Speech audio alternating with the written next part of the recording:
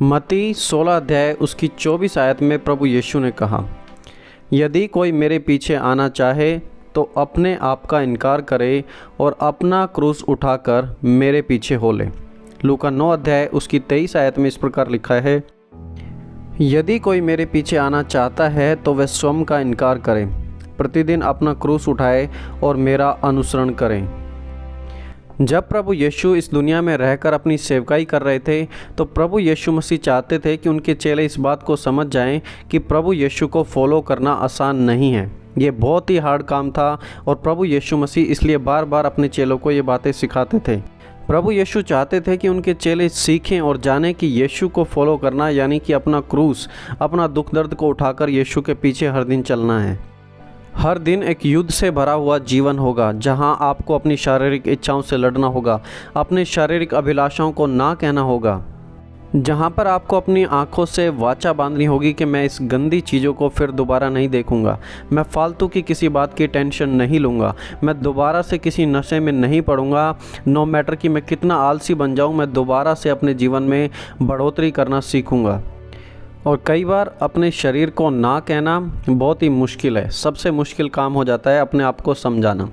लेकिन प्रभु यीशु मसीह चाहते थे कि इससे पहले लोग उन्हें फॉलो करें, उनके चेले उनके पीछे चलें तो वो समझ लें कि यीशु के पीछे चलने का क्या मूल्य होता है। और वही मूल्य प्रभु यीशु मसीह आपको और मुझको भी सिखाना चाहते हैं। प्रभु यीशु ने ये तो नहीं कहा था कि सब के सब क्रूस की मृत्यु पर मरेंगे जैसे कि पतरस मरा था, लेकिन प्रभु यीशु मसीह ने ये बात बिल्कुल क्लियर की थी कि परमेश्वर के पीछे चलने का रास्ता बहुत ही कठिन है। हम सभी को अपनी सलीब उठानी पड़ेगी, हर किसी को दुख दर्द के मंजर से गुजरना ही पड़ेगा, नो मैटर कि आप कहाँ से आते हो। चलिए अब हम नए नियम से देखते हैं कि प्रेरित पौलुस का दुख उठाने के बारे में, मसीह के साथ सहभागी होने के बारे में क्या कहना था।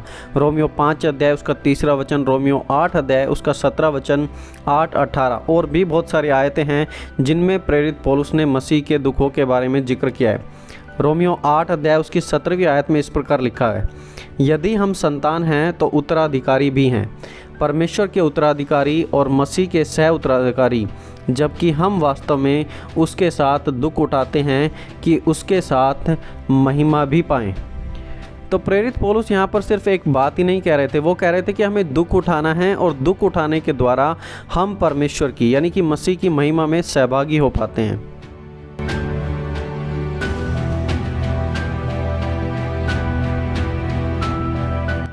आज नहीं तो कल हम सभी के जीवन में वो दुख का समय आने वाला है, वो अंतिम समय जहाँ पर बहुत ही ज़्यादा दुख होगा।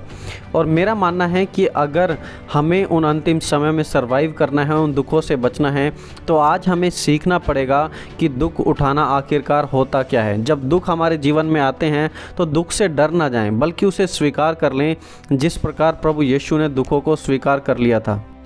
क्योंकि हमारे इन सब दुख और कलेश उठाने से पहले तो हमारे प्रभु यीशु ने खुद दुख उठाए थे। हमारे मसीह भाइयों ने, हमारी प्राचीन कलीसिया के लोगों ने अपना जीवन मसीह के लिए त्याग दिया था। उन्होंने बड़ी हंसी खुशी से जेल में जाकर परमेश्वर की महिमा की और दुख से, सफरिंग से कभी भी मुंह नहीं मोड़ा। उन्होंने दुख को स्वीकार करना शुरू किया। आज हमें दूसरी थियोलॉजी सीखने से ज़्यादा, सबसे ज़्यादा सफ़रिंग की थियोलॉजी सीखने की बहुत ज़्यादा ज़रूरत है। क्योंकि आज यदि हम सफ़रिंग के बारे में, इन दुखों के बारे में सीख लेते हैं और इसे अपने मन में बैठा लेते हैं तो हम कभी मसीह जीवन में मार नहीं खाएंगे।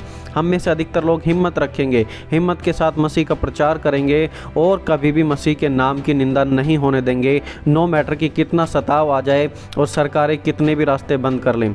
The greatest preparation for hardship and persecution is the practice of suffering. हमें उस चीज़ की प्रैक्टिस करनी है कि दुख उठाना है, कलेश उठाना है और उसके लिए हमेशा तैयार रहना है। दोस्तों, मान लीजिए आपको बॉक्सिंग क्लास में या बॉक्सिंग के लिए भेज दिया जाए तो आपके साथ क्या होगा। थोड़े समय तो आप बॉक्सिंग कर पाएंगे, इधर उधर पंच चला पाएंगे, लेकिन आप ज़्यादा लंबे समय तक उस बॉक्सिंग की रिंग में टिक नहीं पाएंगे। क्या आपने सोचा है कि आप क्यों नहीं टिक पाएंगे? क्योंकि आप उस चीज़ के लिए ट्रेंड नहीं किए गए हैं, उस चीज़ का प्रशिक्षण आपने नहीं लिया है। लेकिन यदि आप प्रशिक्षण लेकर, ट्रेनिंग लेकर उस रिंग में जाते हैं और फिर आप बॉक्सिंग करते हैं तो यदि आपके जो अपोनेंट है वो आपको मारने की कोशिश भी करे, आपके मुंह पे पंच भी मार दे, तो भी आप कुछ समय के लिए सरवाइव कर पाएंगे। क्यों? क्योंकि आपको उस चीज़ की प्रैक्टिस है, आप उस दुख को झेल रहे हैं।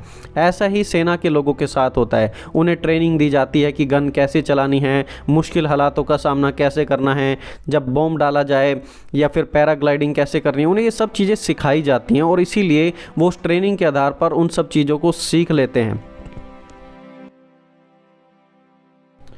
तो मसीह में मेरे दोस्तों, यदि आप भी अपने आप को आने वाले उस भयंकर समय के लिए तैयार करना चाहते हैं जहां पर दुख होगा, तकलीफ़ होगी, कलेश होंगे, तो आज से उसकी तैयारी शुरू करनी पड़ेगी।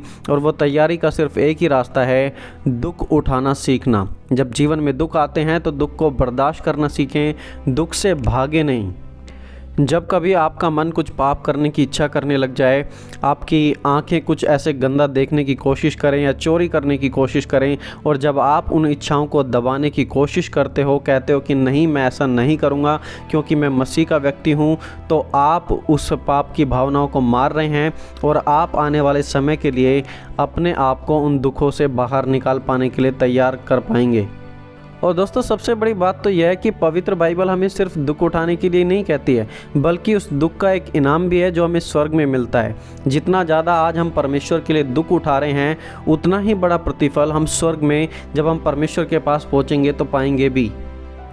आज जो प्रचारक सिर्फ पैसों का प्रचार कर रहे हैं, दान दशवांश के बारे में ओनली सिखा रहे हैं, अमीर बनने के बारे में सिखा रहे हैं, जिनका लाइफस्टाइल सिर्फ और सिर्फ प्रॉस्पेरिटी बन चुका है, ऐसे लोग कभी भी उस दुख को, उस मुसीबत को नहीं समझ पाएंगे।